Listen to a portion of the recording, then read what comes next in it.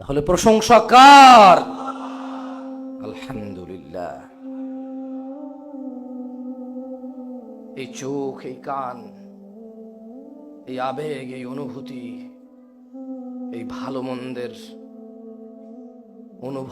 অনুভূতি, এই দরিদ্রতার অনুভূতি আর এই পয়সাওয়ালার অনুভূতি,